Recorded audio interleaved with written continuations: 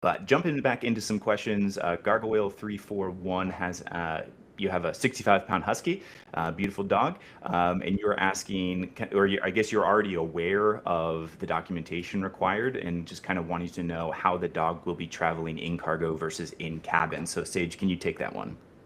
Yes. So we would have them travel in cargo. Unfortunately, we don't have options to do in cabin to most places. So he would be checked in cargo and fly there. Gotcha. And a lot of people, this is kind of one of the main misconceptions. They're nervous about this. They have a certain picture in their head about what cargo is like, that it's dangerous. They've maybe heard a horror story or something. Can you kind of unpack that? Like, I mean, is it safe? Is it comfortable? I mean, what can you say about traveling via cargo? Yes, it is safe and comfortable. So the cabin or the cargo area is air pressurized, temperature controlled, and dimly lit. So for the pets, they feel very similar to what we feel in the plane. Of course, it is a bit more open, but as far as families, they do keep the pets next to each other, so they at Hmm. least have that comfort. And Hmm. then it's also they're further up in the plane, so they're a little bit further from the engines. It's a little quieter, but they are kept comfortable, and their kennels are very safely secured to stay in Yep. place. Yeah, I got to at the Melbourne airport in Australia. I got to climb up into the cargo hold of a 737 and see how they strapped it down, and it was very secure. So more secure than passengers up above, honestly. So okay, good. So Annie Gao, sorry if I'm mispronouncing your last name there, 1580 is asking about layovers. So are we, I guess, the pet owner, are they able to check on the pet during the layover? We already answered one question about how layovers work in general, but is that something, are clients able to visit their pet on a layover? Typically, it's not common. In certain cases, if a pet were to be there for a long time, there might be a way to arrange visitation, but with the layovers being so short, it's really just a quick turnaround. Gotcha. And yeah, so some people really are keen to try to travel on the same flights as their pets. From what I recall, when I was working with clients day to day, we didn't usually recommend that, or it was just kind of harder to do that than usual, right, Sage? Um, Sometimes it can be difficult just because we can only book the pet's flights within like a 2 to 4 week time frame before the actual departure date. As far as traveling with your pet, you can go before them the same day or right after if you want to wait just to make sure everything goes smoothly. It's really No. just personal preference. Gotcha.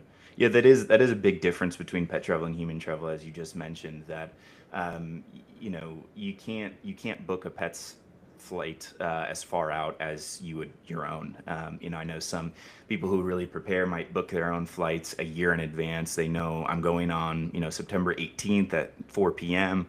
They have their flight number, but that it doesn't work like that with the airlines for pets, right? Right. Unfortunately, yeah. Some we have 2 week time frames, some are three, some are four. Gotcha. So the general recommendation, traveling around the same time as your pets is don't be fixated on the idea of traveling on the same exact flights as your pets. Kind of let Starwood take the lead on figuring out the best route, the best flights, and saying, hey, here are the flights we booked on. If you can get on those same flights, great. But if not, it's not really that big of a deal, right? Right. Yeah. If you want to try arranging for the same date, you can book yours in advance and then it can be likely of it, but it could be different. So, And another important thing I think to keep in mind about routing is that not all airlines accept pets, and not all airlines we would recommend, even if they do accept pets. There's some airlines we would probably say, yeah, let's not use that airline. We kind of have our airlines that we have vetted, that we have visited. We have seen their facilities. We have seen how their ground handling teams do things, their SOPs that they have in place, and so we have high levels of trust with certain partners. And a lot of that trust just comes from sheer volume, the amount of pets that they do. So even if an airline, on their website says, yeah, we take pets, we might come back and say, hey, it's probably better to use this airline, maybe because it's cheaper, but primarily because we know firsthand that an airline is safer. This airline has a lot more experience doing it. And so, hey, let's put your pet on this as opposed to some flight you have found, right? Okay, so we have a question about the reason people travel. So this is kind of an interesting one. JH-tube-ZG8HA as asking, are most travelers relocating or on holidays? I can take a stab at that one. It seems like any reason under the sun, people are requesting services for pet travel. Our main segment of inquiries comes from people who are relocating for business and for personal. So, like people who are retiring, or we've seen an uptick in the sort of digital nomad types. So, like millennials who have remote jobs, going to Portugal or to Spain, working remotely over there. We get a fair amount of those. Holiday moves, people who are going on vacation, we do get those inquiries. I will say, not to scare, if you're listening and you're planning on going on vacation, not to scare you away, but it is a lot more involved than most people think. It's not just like you jumping on a flight and going to New Zealand or going to Europe for a week. It really, a short trip, a short week long or 2 week trip, in some cases it's really impossible. Like, for Australia, for instance, your pet at minimum has to be quarantined for 10 days. So if you're going over there for 2 weeks, your pet's going to spend 10 out of 14 days in quarantine. Doesn't really make sense. And then the other thing is just cost. A lot goes into these moves. There's a lot of stakeholders and vendors that are involved for doing everything from the documentation to obviously the airline itself, drivers, customs clearance, all those sorts of fees. And so it can be quite pricey if you're talking about, a round trip type thing. We definitely help people in those cases where you're going on vacation, but you just kind of have to weigh the logistical, challenges that can come with moving, and also the price if it's going to be a short term stay. So hopefully that answers your questions. Okay, so we have another one from Palaka Hua 3523. Is there a person with the pets? And do we get regular updates on how they're doing? This is a question we get often. How do you answer this, Sage?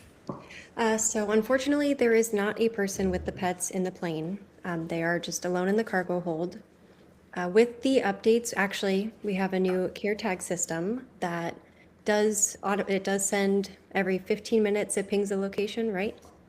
Yep. So every 15 minutes, we get a ping on the location during flight just to make sure everything's on track. And then updates as far as regular, it's pretty much at the time of check-in, at the time of departure, the flight tracking, and then after arrival, we'll get another update on how they're doing. Yep. But during flight, we don't have somebody that can physically check on them. All right.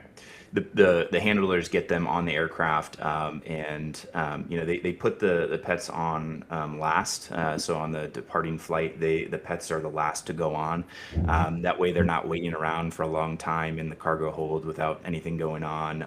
They're not waiting outside of the aircraft for very long. They're taken right from the cargo facility to the aircraft and put on basically right before the aircraft pushes back. So there's a handler, someone with the airline staff that is trained to handle animals and knows that protocol for loading them onto the aircraft.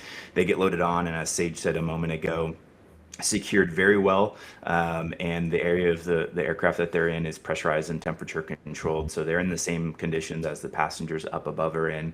But to answer your question directly, no one is with them during the flight, but they are in very safe, comfortable conditions the whole time. The other question on there about updates. So as Sage said, Starwood in particular has various means of being able to provide travel updates through our partnership with CareTags. Every Pets Kennel has a special QR code on it that handlers across the move can scan and quickly provide updates that go to you via email and text message, where you get a pin on a map to see where that update came from. You get pictures and videos in some cases of the pet. And so that's one way that we provide updates. As Sage also mentioned, another question, sounds like Sage, you have some of your very own dogs there joining in. I think that was an approval for Starwood, that bark. And as Sage was saying before, some airlines do provide photo updates on the layover. Not all do, and sometimes if the layover is not long enough, they're not able to. But in some cases, like Lufthansa and Qatar Airways, they do provide a photo update while they're on their layover. So I know it's hard to be away from your pet, but some of these things that we have in place kind of help give you the peace of mind as your pet is traveling that everything is going well and that they're safe. Okay. Annie Gao 1580 is asking, what happens if my pet arrives at the destination before me? Or do you advise we always arrive before them? How do you answer that one, Sage? So I guess it really just depends on your destination and if you happen to have people that might be able to be home to receive the pet. In a lot of cases, it could be good to get there maybe just the day before them or even the same day because the pets do have to go through customs clearance everywhere, and generally that takes a few hours or more. So that gives you a chance to get off your flight, get where you need to be, and then be there for them. So one thing to mention, maybe Sage, you can unpack a little bit, is about for the European Union and also for the United Kingdom, there are some rules about when you arrive versus when your pet arrives. Certain arrival times around your pets might make the move what they call a commercial move. So can you kind of unpack those rules a little bit for those listeners or viewers who are going to the EU or to the UK? Yeah, so with the requirements, a commercial shipment would technically be considered the owner flying either outside of the 5-day window before or after your pet. So if you're not flying within 10 days, essentially, before or after, the shipment is considered commercial, and the health certificate has to be done 2 days before the pet departs. And then once the USDA endorses the health certificate, it gets mailed back. This time frame isn't ideal, and then customs can be a little trickier with commercial shipments. The other is considered non-commercial, and that's when an owner flies 5 days before or 5 days after within that time frame. And then it makes the health certificate timeline within 10 days of the pet's departure.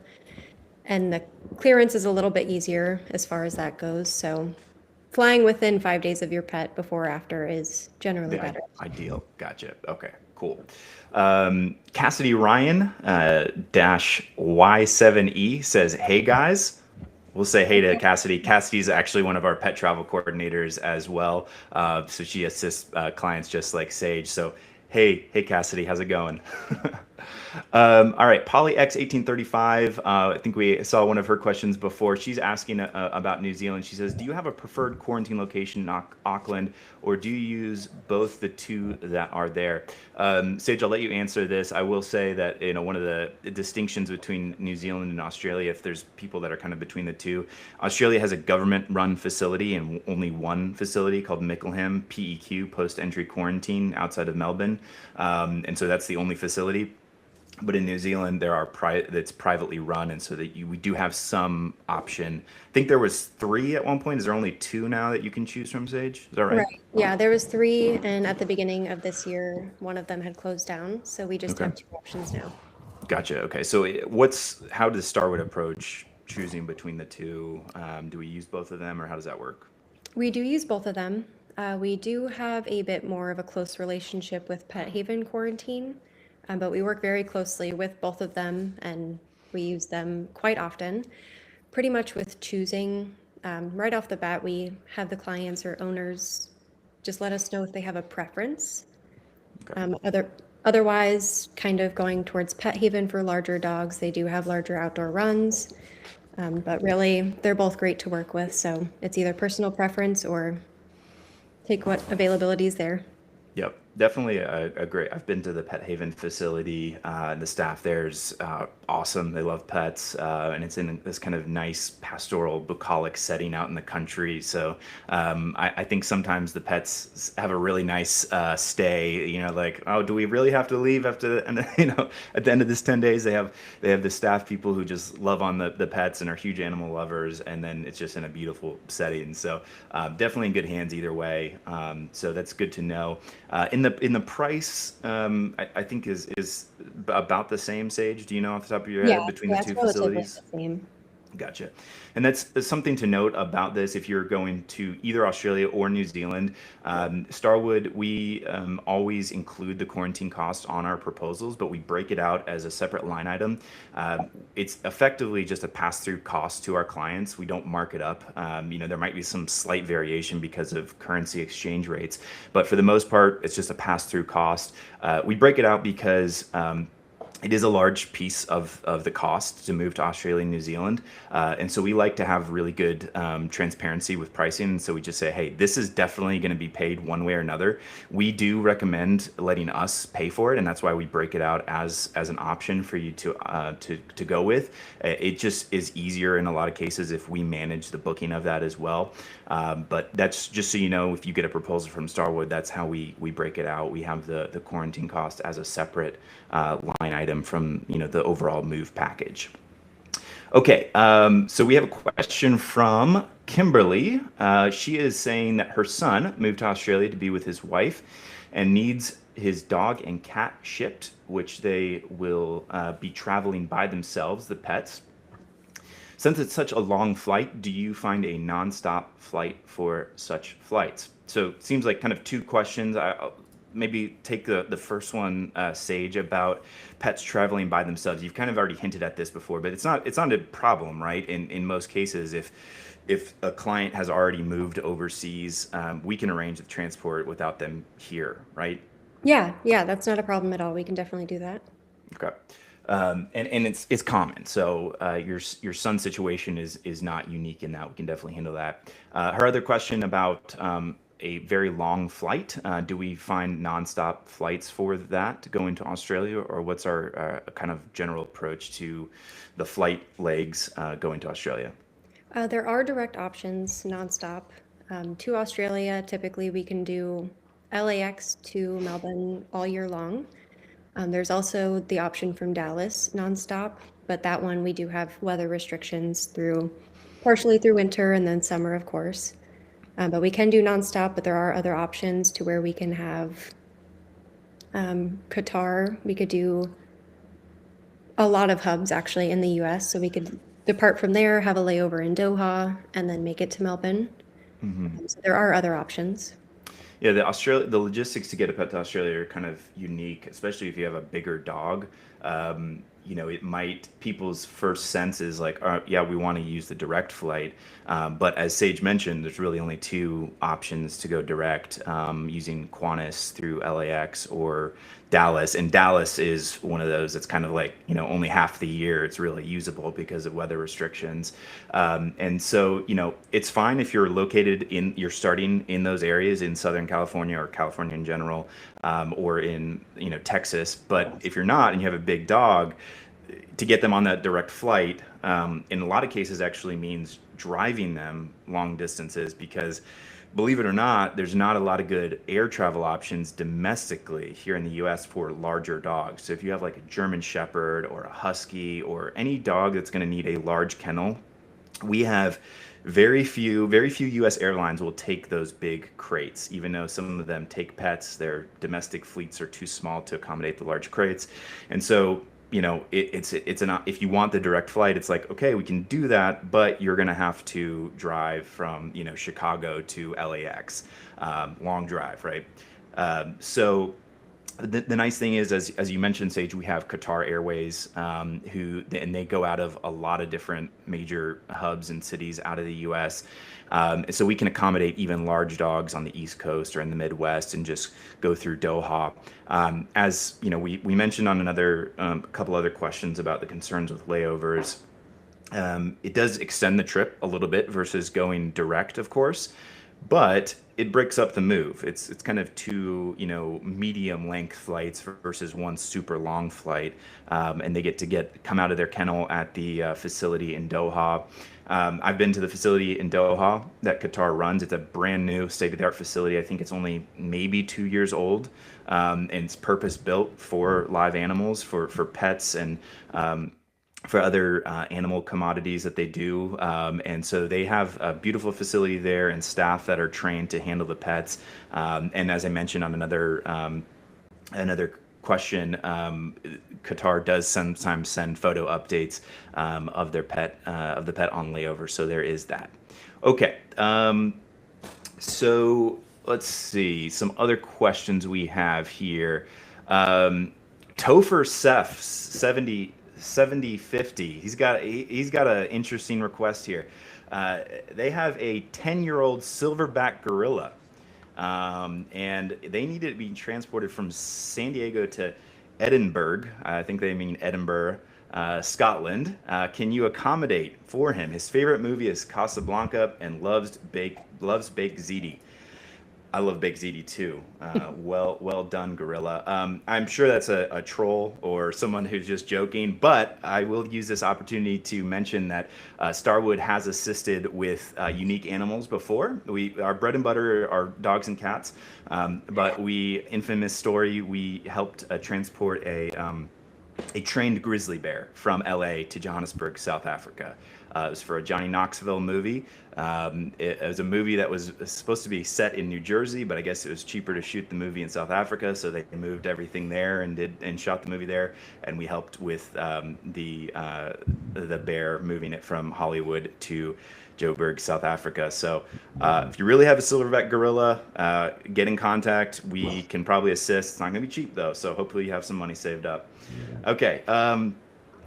So this is a kind of a meta question, not specific to a specific move, but a question from JHTubeZG8HH asks, do you foresee airlines and regulators becoming more pet friendly? What are your thoughts on this, Sage? This is a philosophical question of sorts. I mean, even through all the years, things haven't evolved a lot. So I think it would take a while for a lot of airlines to become more pet friendly, but slowly over time it's happening.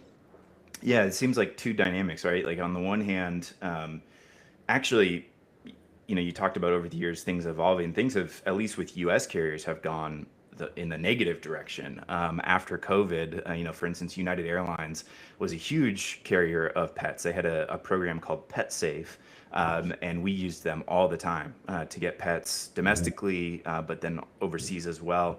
But after COVID, they shut the program down and never brought it back. Similar situation with Delta.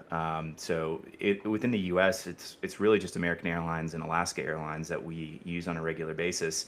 On the one hand, we haven't really bounced back from COVID era restrictions and limitations, at least with the U.S. airlines. But I will say, just like culturally speaking, pets are becoming more and more integrated with our families. You're seeing changes, even like employers, right? They're offering pet insurance, not just human health insurance, but pet insurance as part of the benefits. You're getting spaces and housing that are more and more pet friendly. So I think as this cultural moment evolves where pets are becoming more and more integrated with family, airlines and regulators are going to adapt over time. I will say that regulators becoming more pet friendly, maybe something that's into that question is more about like, why the heck is it so hard to move my pet from, say the US to Australia or New Zealand? Why do I have to jump through all these hoops, blood tests, import permits, costs? Really the answer to that is biosecurity. It's not just because Australia loves to, quarantine your pet and that's just like something fun that they do, but really it's about biosecurity. Australia is a big island. New Zealand is an island. They don't have a lot of diseases and parasites that we do here in the US or in other countries around the world. And so all these hoops that, folks have to jump through is to protect outbreak of diseases, which could have huge economic harm, right? If a disease infects livestock or agricultural products in Australia, for instance, it could be a huge problem economically. So just a little bit of insight that might be obvious to most, but all these rules, whether it's simple kind of EU rules, Europe rules, or the more complicated Australia, New Zealand rules, those are in place because countries are trying to protect animals entering with diseases, parasites that are not endemic to those areas, and trying to prevent their start in those areas. And as Poly X 1835 pointed out, New Zealand is rabies free. So that's one of the main things that New Zealand is trying to avoid and Australia is trying to avoid. There's no rabies there. And so, like, let's be very cautious about how we bring pets in to avoid that. And on that note, too, Hawaii is also rabies free. And so, if you are traveling to Hawaii, many people don't realize it because it's like, oh, it's a U.S. state. It's got to be pretty simple. Well, it's an island and there's no rabies. And so, Sage, can you talk a little bit about that process? Because it is in some ways similar to moving a pet to Australia and New Zealand because they are rabies free in Hawaii. Yeah, so Hawaii, generally, they do require the pet to actually have two rabies vaccines. And then they also require a rabies titration blood test to check their levels, make sure the rabies vaccine is actually working. Um, and they have to have that done about 30 or more days ahead of the pet's travel. So with that timeline, they just make sure that the pet is good and safe before they actually arrive on the island. And then they do have to go into quarantine in Hawaii just for customs clearance, make sure everything's good. But usually that quarantine is just like a same day release, right? It's not like a long Yeah, term. yeah, same day release unless they get in late, just because of customs offices. If they get in later in the day, then they would just be let go first thing in the morning. Gotcha. Cool. Okay. Okay. So going up to some other older questions that I missed. Palaka Hua 3523 is asking about handling communication on both sides. For instance, we have to relocate to Hong Kong from the United States. Do you talk to both vets, US vets, and the Hong Kong government? Yeah, so for that, we do liaison with your vet in the US to make sure we get all the paperwork that's needed for the move. And then we do arrange with an agent in Hong Kong to make sure they're able to receive all the paperwork's approved and that they're ready for the pet to arrive. Yeah, and that's true for pretty much every destination that we service. That we do handle. It's an end-to-end service where we are not physically located. We have agents that we work with on a regular basis to handle the destination side things. So whether you're going to Hong Kong or to Europe or to Australia, New Zealand, we have a network of partners that we rely on for anything that needs to be done in country on the destination side. A lot of the stuff we can manage directly ourselves. So, for instance, Australia and New Zealand, we apply for the import permits and quarantine on behalf of the client ourselves. Our own team at Starwood does that. But yes, in general, it's an end-to-end service. Some clients, ask, and this is becoming less and less common, but we have some clients that ask like, hey, I'll do customs clearance myself. I want to save some money. I don't want to pay the, whatever cost that your service is for the customs clearance piece in the destination. I'll do it myself. What's the common answer to that, Sage? Most places it's no. Yeah. A lot of agents or like a lot of governments won't let the owners actually do it, so the Yeah. agents have to. Yeah. Yeah. So you have that hurdle, right? Like some countries, you have to be a licensed customs broker to do it. You can't just do it on your own. But then the other logistical challenge is for most customs clearances, you're having to go to multiple offices at the destination airport. They're not well marked. It's at the cargo side of the airport. It's not like, a nice passenger side where there's signage and, walk this far, turn right. It's not like that. And then also there's the issue of language barrier. I was speaking to our partners that we use in Portugal, and I asked the same question: can clients just clear customs themselves? And they're like, no, don't even try it. If you don't speak fluent Portuguese, definitely don't try it. Even if you do speak fluent Portuguese, probably don't try it because, like I said, you're having to jump around to different offices and have different paperwork, and it's just not worth it, right? So to that point about cost. We had a company, we have a comment from Annie Gao, 1580. Again, she's asking, what is the cost difference using Starwood versus managing the transport and logistics yourself? If you do it yourself, it's cheaper, right? If you build your own house, it's going to be cheaper than hiring a contractor to do it. I will say that I think that the time that it would take to figure out the move Your time is worth something. And so to outsource that to Starwood, we've done it many times, thousands a year we're doing these moves. It's easy for us. And so to kind of outsource that, I think for most people, it's worth the cost to kind of buy back their time to do it. It's hard to give you an exact answer of, what's the cost difference between using Starwood versus transporting yourself, because you'd have to kind of do a calculus of how much your time is worth. I think you can kind of get a sense of the value that we bring to the table. Request a quote from us, get our proposal, look at the pricing depending on your move variables, and then dig into wherever you're going, dig into the rules a little bit, and kind of get a sense of, okay, can I do this? Do I have the time to figure this all out? And then also, like, how risk averse are you? Because the other question or the other thing that happens, and we get requests from this type of client all the time, where they're like, I tried to do this move myself, I did something wrong, I got all the way to the airport on the day of travel, and the airline rejected me because I had the wrong size crate, or something like that, right? And so there's always a risk, even if you're adept at reading government documentation, you feel fluent in working with your vets, you have a good vet. There's always a risk that you overlook something. And so I would just say, as you're approaching working with a professional pet transporter, there's multiple things to weigh: your time, the value of your time, how risk averse you are, how confident you are in the process. Of course, some countries are easier than others to get a pet to. The EU countries are certainly easier than in Australia and New Zealand. If you were going to Australia and New Zealand, Annie, I would say don't even waste your time trying that. It's really not worth, unless you have a lot of free time and you're you're okay with risk. I would not mess with that, because in the case of Australia, just as an example, there's a minimum 6 month waiting period before the pet can even travel to Australia. And if you mess something up during that waiting period after the blood draw happens, that 6 month window starts all over again, and it can severely delay your move. Not as extreme for other destinations, but that's how I would answer your question. Get a quote from Starwood, see our proposal, and then kind of get a sense of what your time is worth trying to do it yourself. I will say one other thing about this, and then I'll move on to another question.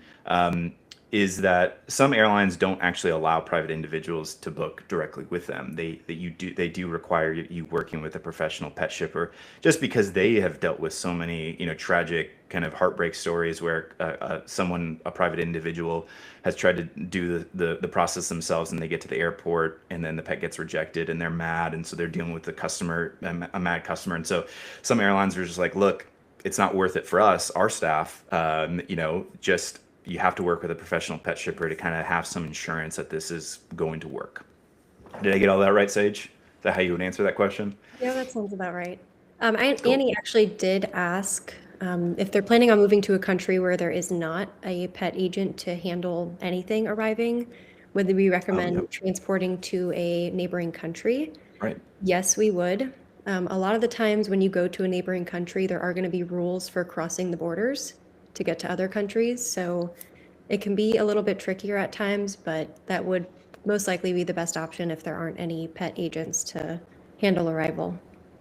Yep, absolutely. And that happens a lot in Europe. We fly a pet into using KLM direct into Amsterdam, or direct using Lufthansa into Frankfurt, and then drive cross border. Like one, I think Annie is going to Slovenia, if I remember her question correctly. But if there's anyone in the chat that is going to Belgium, for instance, it doesn't make sense to do a connecting flight to Brussels because it's so close to Amsterdam. And so our typical approach to that is just fly the pet direct on KLM to Amsterdam and then drive to Belgium. So definitely is something we do on a regular basis. But as Sage said, there are some extra rules and considerations that we would walk you through. Okay, we have about 10 or so minutes left on the live feed. I'll go a little bit over since we did have that slight technical issue and I had to jump off for a moment. But as we are looking at answering the last few questions, just a couple reminders that we are doing giveaways, and we have some Starwood swag. We have a $20 Amazon gift card, and we also have $200 off of Starwood service to win. ask questions. We're getting a lot of questions already, but be sure to ask a question and to follow us on social media, and then we will notify the giveaway winners directly after the event ends. One of my colleagues will reach out to the winners, and I'm sure we'll probably announce it on social media as well. Another note to mention is that we'll be hosting another live stream next Tuesday, March 24th at 12 p.m. Eastern Time as well. So a week from today at noon Eastern Time. And finally, happy St. Patrick's Day. I was thinking, oh shoot, I didn't wear any green, but I realized that we got Starwood green right here. Yep, there we go. We got the green on, so no one's pinching us. Cassidy, one of our employees, is asking where she can get some Starwood swag. We're gonna have to hook you up, Cassidy. Okay, so another meta question from JH Tube, ZG8HH. Can't say that one. That's a machine created username, I guess. What are some of the biggest challenges you face? So very broad question. Sage, you're working in this day to day, getting pets all over the world. What would you say the biggest challenges that you face are? A lot of the challenges are really timing requirements for specific treatments or blood tests, vaccines, things like that. You go one day past what you're supposed to, and it can really mess up your timeline. Like you said, Australia has that 6-month waiting period. If you miss a vaccine or anything, it can really, really throw a wrench in your plans. So definitely something to keep an eye on is the timing requirements, and we try our best to guide you on all of that, make sure things are done on time and when they need to be, really. So it's all a timing game and a patience game, right? Yes, Patience is a virtue, and it's a virtue that's applicable to pet travel, certainly, especially to some destinations like Australia, New Zealand, for instance. definitely. Okay, cool. Riverbend House Buyers says or asks, my dog takes motion sickness meds for car travel. Is that okay for air travel? She gets very nauseous without the meds. I don't know the answer to this one, so enlighten us, Sage. Yes, that is definitely okay. The only thing with taking the motion sickness medication is that pets generally have to be checked in for their flight between 4 to 6 hours prior to the departure. So that's like the latest time we'll be able to actually give the medication. So of course it will work for a majority of the transport, but it will end up wearing off, and there's accidents that can happen in the kennel, but no matter where your pet's going, they will clean them up as needed and make sure their kennel is taken care of and that they're cleaned up as best they can. Gotcha. Similar question. Kimberly Buin, 1737, is asking about sedatives. And this is, as I mentioned at the very beginning of this live stream, that's something we get asked a lot. Should first time pets traveling, do you recommend they get a sedative from their vet before travel? We do not. Airlines tend to turn pets away if they seem sedated in any way. Of course, if your pet happens to already be on like anxiety medication for years leading up to the trip, that's another story. But starting your pet on something that they're not used to is definitely not recommended just for safety. Gotcha. Yep. So generally speaking, not something that's recommended or even allowed. Cassidy, one of our pet travel coordinators in the chat, I think she was answering the question before, the second to last one, about the biggest challenges you face. It's something worth bringing up. She mentioned working with cooperative vets, or I guess the biggest challenge to her would be working with an uncooperative vet. So talk a little bit about that, because I think that's an important thing to consider. Like, Starwood can only control so much of the move. We are the knowledge experts in this, but there are other stakeholders and people involved in getting the move safely to happen. Airlines, but vets significantly are a big piece of the puzzle as well.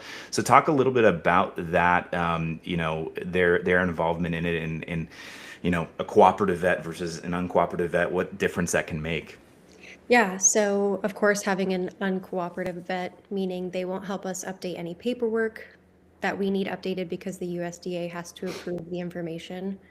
Or sometimes they just don't want to work with transport companies and they won't have anything to do with us. They won't respond. A lot of the times that will result in people having to go to other vets to even restart vaccinations or testing, things like that. When a vet is really cooperative, things can go so smoothly and really fast. A lot of the times we do try suggesting vets if we have any in your area. Otherwise, The USDA does have resources of finding accredited vets, and right off the bat, when you're asking them questions about starting the process, you can tell if they are willing or not. So definitely good to ask them if they're okay with working with a company.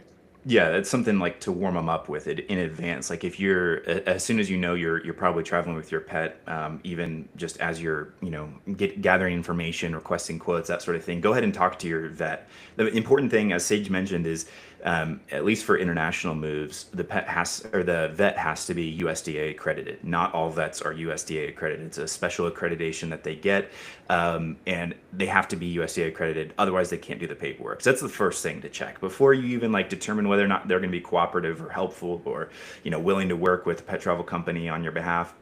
You have to make sure they're USDA accredited. And then secondly, as we've been saying, say, hey, I'm hiring a pet travel company. I'm hiring Starwood to do the move. They know what to do. They do this day in and day out. They're going to be reaching out on my behalf to get records, the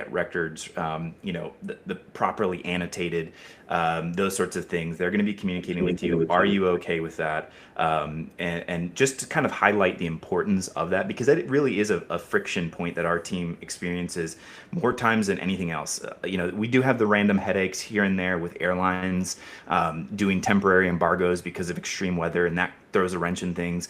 But the day in and day out frustration and friction that our team, Kim, Madison, Sandra on our team who work with our clients' vets, the frustration there is with vets either not being responsive or not trusting us when we say, hey, a rabies certificate needs to have this piece of information on it because the UK requires it, and they won't accept it without it.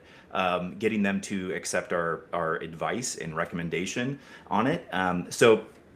Some of that can be allayed by you having the conversation beforehand saying, hey, I'm working with Starwood. They're going to be reaching out. They know what they're doing. They're going to ask for very specific things. And it might seem, a silly request, but just please do that. And if you have a problem, if you're too busy to do that and to work with Starwood for my pet's move, let me know ahead of time so I can find a vet that can. I mean, I think that's probably a fair way of approaching it, right, Sage? Yeah, I agree. Yeah. Okay, PolyX1835 asks another question. We already answered the question about sedation, but they're asking, do they give them water? And I presume, we have different stakeholders that are handling your pets across the move. We have our drivers on the ground, we have airline handlers on the origin destination side, on layovers. So at these different transition points, do they give them water? Yes, they will give them water. Generally, the bowls do have a spout where they just easily pour into without having to open the kennel. But once they're checked in, we'll make sure they have water. Once they're put on the flight, they do check their water again. And then, of course, they'll have the duration during the flight. Once they're out, they won't get water again until either layover or make it to their destination. Gotcha. Cool. And going back to a question from Gargoyle 341, it looks like we missed answering the specific question. They will be relocating from San Diego to Barcelona and are looking for ways to take our 65-pound husky. Is that possible, Sage? Yes, they had asked if it could be in cabin or cargo. Okay. We did answer they might have been away. It does have to be in cargo, so we would have to book with a carrier in cargo. Gotcha. And specifically for that route, Gargoyle 341, love your name, by the way. The move from San Diego to Barcelona, likely what we would do for that, how we would send you a proposal, it would be from LAX on Lufthansa through Frankfurt. So it'd go LAX, Frankfurt, have the layover there at the animal animal lounge there at the Frankfurt airport, and then take a short hop down to Barcelona where we would clear customs. We can do that move as a full door-to-door where our driver from the LA area comes down to San Diego, picks up, takes your husky up to LAX, does the check-in.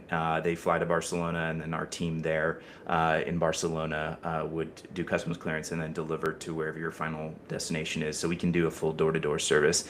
65-pound husky is definitely no issue with that. We've transported big animals before, as I mentioned. If you weren't on the chat, we have transported a bear before. So if there is a will, there is a way in most cases. All right, so let's see. M Ford 122, and just to make mention before we answer this question, we're going to wrap it up here in the next 7 or so minutes. So if you do have any questions, make sure you drop those in the chat ASAP. M Ford 122 is asking, are there any options for cabin travel on any airline? Generally, no. Internationally, a lot of airlines or the government's agencies on the receiving end won't allow the pet to fly in cabin. They have to arrive in cargo. Mhm. So it's not a very practiced way to go in cabin. So I would just count on your pet flying in cargo. Yeah. So it's a destination restriction in some cases, as Sage mentioned. Again, it goes back to that other question we answered about, all these rules are in place for biosecurity. And so the countries, the importing authorities need a single way to manage the flow of pets into a country. And so they say, hey, the pets are going to arrive in a cargo and we're going to manage it through that. We can't manage pets also arriving in cabin and out of crates and those sorts of things. But the other thing to mention too is that, even if a country, a destination country, allows for it, there's airline restrictions on top of that, right? And in most cases, it's only a very small pet that you could bring in cabin, under 20 pounds in most cases, and they have to be able to be in one of those soft carriers, and they have to go in front of the seat in front of you. So yeah, if you have a small pet, it might be an option.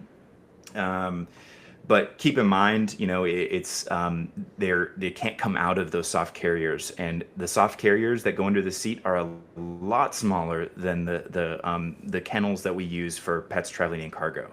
They would have a lot more space in those larger kennels than they would in one of those soft carriers. So keep that in mind. Plus, you also have to pull them out when you go through security for inspection. So I know that could be a hairy situation if it's a cat. Okay, there was a question that came in on Facebook, not in the chat, from Carissa Lawson. She is asking, is the representative assigned to my pet transfer, so a pet travel coordinator, are they available for potential emergencies at all times? How do we handle that, Sage? Generally, yes. You will have the phone number for your pet travel coordinator, so you can contact them. We also have or had an emergency line that would kind of direct you to who you're looking for. Mhm. But you will have a phone number to be able to contact in emergency situations. Yeah, and the thing is, too, a lot of times if an emergency comes up, we know about it before you do, because the airlines or handlers use internal communication means to reach out to us. If there's a delay or cancellation or something like that, we are on top of it. Our ops team is monitoring all active shipments at all hours. And so we can definitely jump in for any recovery that needs to happen. But if there's an issue, we do have means for you to be able to reach out to us. Okay, last few questions here. Annie Gao 1580 again is asking, are there any things I should do to prepare my dog for transportation behaviorally? I know I should get her used to her travel crate, but are there other suggestions? I mean, behaviorally, as long as they aren't trying to escape the kennel, they're good with people generally. We don't really have any big suggestions, but making sure they are comfortable with the travel carrier kennel is really the big thing because they're going to be in it for a long time. So anytime we have somebody taking them in or out, we want to make sure it's not difficult for them or our handler, and the pet feels comfortable most of all. What is there a recommended strategy that you use with customers as they're getting their pet ready for or acclimated to the pet travel kennel? Is there kind of a strategy that you typically recommend with that? Yeah, so a lot of the times I recommend keeping the kennel in a common area in your house where you guys hang out a lot. If they don't feel comfortable with the kennel fully assembled, just start with the lower half of the shell Mhm. because generally they're two parts. So just leave that there, make it comfortable, entice with treats or whatever your pet likes. Mhm. Just do whatever you can to make them feel more comfortable and slowly put the kennel together, just top and bottom, and then add the door when they're ready.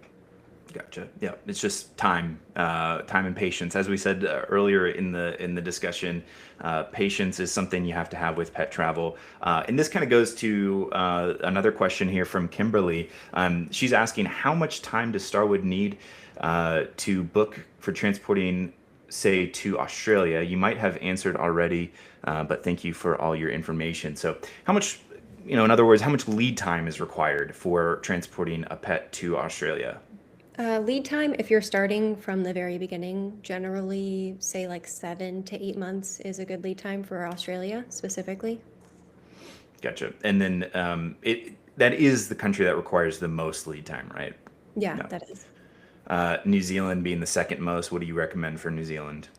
New Zealand, again, starting from the beginning, it's good to check in maybe over 6 months in advance just because there are some timing requirements that can hinder a Yep. 6 month wait. Hmm. Otherwise, maybe like 4 to 5 months is good. Yeah. So those are the minimum kind of benchmark lead times that we need. But I know our the team that works with clients when you're requesting quote and you're asking questions. Their recommendation typically is as soon as you know you're moving to one of these countries, especially one that requires a lot of lead time, go ahead and get started. Even if you don't even have an exact date yet, if you know like, hey, I got a job in Australia and I'm waiting for a visa or something, but I know I'm moving. Don't know exactly when yet. There's no reason not to start because a lot of these things, yes, it's a minimum of a 6 month wait time for Australia, but you can start it before that, right? And it's always better to do things ahead of time so that there's not a last minute crunch, which can then significantly shift the departure date for your pet. So as soon as you know, go ahead and engage the services of a pet shipper like Starwood, and get to work right away. Uh, Many reputable pet shippers, including Starwood, we're going to be pretty lenient and flexible on our refund policy if something significant changes in the early days of the process. For in Australia, New Zealand, for instance, if you're on the fence, you're pretty sure you're going, but you're waiting on something essential to come through. We're going to have grace in that situation, and we're very generous with our refund policy if something falls through and you're not able to travel. So really, nothing should be blocking you from getting started as soon as possible. Yeah, it's better to understand what you need and have the time rather than come in later and realize that you're going to have to delay months because of whatever timing requirement it might be. Yeah, for And we sure. can always put moves on pause. So, That's right. Yeah, yeah. So if something comes up where it's like, all right, I'm going, but now it's 6 months later or something, we can say, great. You know what? We'll save everything. We'll save progress. You come back to us when you have a concrete date, and then we'll pick things back up. So definitely not an issue there. Um, Last couple questions here. Gargoyle 341's asking, do you have to buy a carrier or do you provide it? I can answer that one real quickly. Either or. When you request a quote and you get a proposal from us, you'll see the travel kennel as an optional thing that you can opt into, or you can provide your own. The only thing is if you are providing it yourself, if you're going to source it yourself, let us work with you first. Let us walk you through the measurement process of your pet, especially for dogs. Cats kind of all fly in the same size kennel, but especially for dogs, let us walk you through the measurement process and tell you exactly what size and kind to purchase. You'll go on Amazon, you'll see a bunch of different, things that are labeled pet travel kennels, but they might not be IATA, the international kind of standard for these things. They might not be approved for airline travel, even if on the marketing it says it's approved. So let us definitely take the lead on that. Say, hey, here's the size, here's the brand. In most cases, I think Sage, we even send them a link to the right one if they do want to purchase it themselves. But a lot of our clients just opt in and let us provide it. When we do provide it, we provide it with all the requisite, things like bedding, bowls, stickers, labeling, all that sort of thing. So it's kind of a one-stop shop and fairly convenient for most of our clients.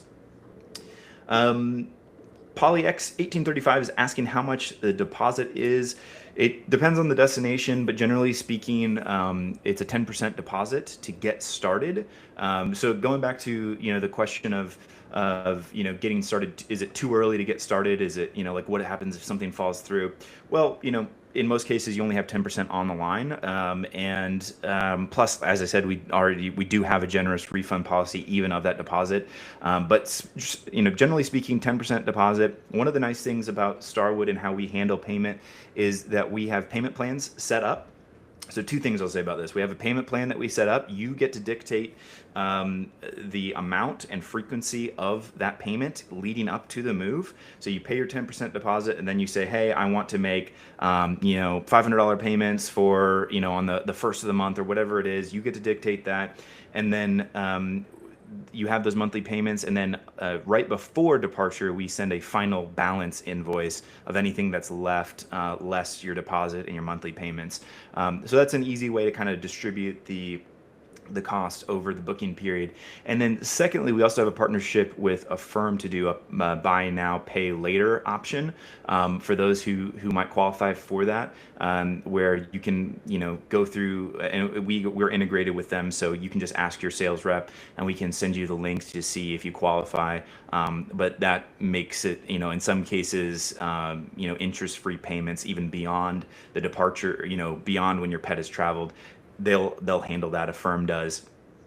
Generally speaking, if you do our kind of in-house payment plan, all the entire amount of the move needs to be paid before departure. And so, as I said, it's a 10% deposit, monthly payments that you set yourself, and then the final balance that's due generally, I think, about 2 weeks before your departure date.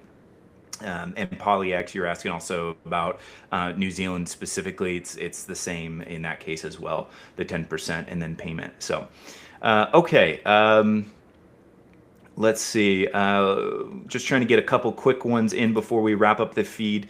JH Tube is asking, how reliable is Citizen Shipper? We actually have a partnership with Citizen Shipper because, as I mentioned earlier on the discussion, it's very hard to move pets domestically. Very few airlines, especially for large pets, and so we will recommend clients if for whatever reason you need to get your pet, say to LA to go on the direct Qantas flight to Australia. We will say, hey, reach out to Citizen Shipper. They're a network of kind of independent contractors that do pet travel, pet transport domestically, ground transport within the U.S. And so in our, we're not directly affiliated with them. We just kind of refer clients to Citizen Shipper. But as far as I know, everyone we've sent to Citizen Shipper to do kind of the domestic leg of a move has been satisfied with their service. So definitely somebody to look into for that. Okay, well, I think this is a good time to wrap up our St. Patrick's Day live Q&A. Really appreciate, Sage, your time to sit down with us and answer questions. As I said before, we are going to be doing another live Q&A this time next week at noon Eastern time, Tuesday next week. And we will be fielding as many questions as we can do. So if you have others that come up after we close off this live feed, jump back in next week and we can definitely answer them. Or also just request a quote. When you request a quote for our services on our website at starwoodpet.com, we will be in touch very quickly. We strive to respond and get proposals out to you very quickly. In some cases, within minutes of requesting a quote, you'll get an email with a proposal, and then you'll be connected with one of our sales reps who can answer questions and kind of get into the nitty-gritty of your specific move. A lot of the questions and answers we've been able to give on this have been fairly general, but the sales rep that's assigned to your move after you request a quote, they'll be able to do a deep dive with you on your specific move situation and answer anything that comes up. So definitely request that quote, a free personalized quote on starwoodpet.com. You can also message us on social media and we can connect you with one of our sales reps. And then, as I said before, we'll be doing another live Q&A on March 24th at noon Eastern time. Those who participated and followed the rules to win a prize will be in contact with you as soon as we end this feed. But other than that, thank you, Sage, so much for joining us today. Yeah, it was good to be here. Happy St. Patty's Day, everyone. Yes, absolutely. Have a Guinness or something after business hours, of course. Thank you so much, everybody, and safe travels to you and your furry friends.